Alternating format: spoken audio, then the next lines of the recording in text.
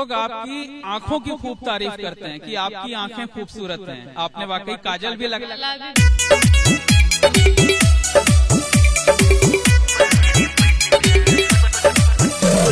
Music by Jaydeep माही।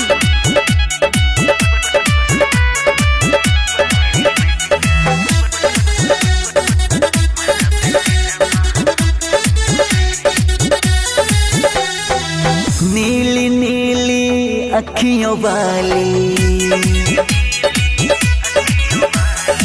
चेहरा पे छे गजब लाली।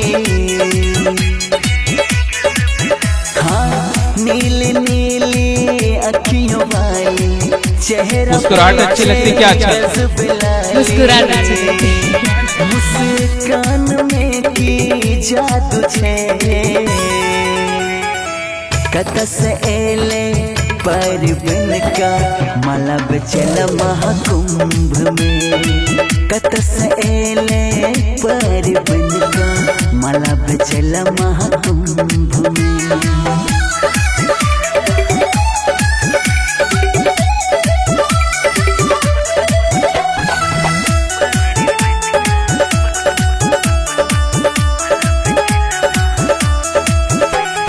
रब कुन कारीगर एकरा में खेल के सबके अपन ही दीवाना बनल के।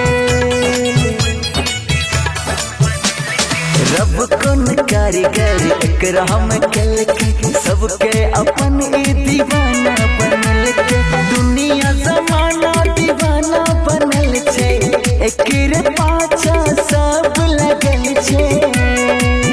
कोनो कमी न छे एकर रूप में।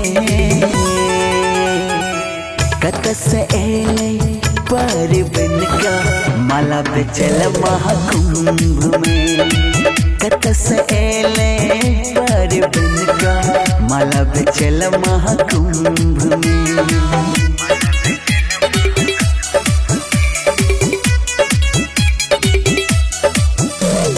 म्यूजिक बाय जयदीप माही।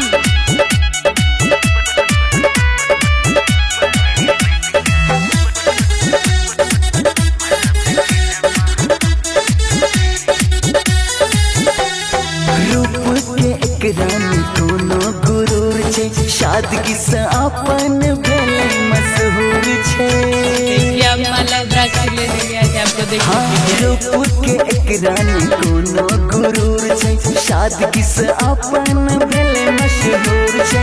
एक झलक देखैला आबै छे, माला किने के बहाना बनल छे। कोनो खोट नहीं छे रूप में। कतस एले पर बिन का माला बेचल महाकुंभ में। कतस एले पर बिन का माला बेचल महाकुंभ में।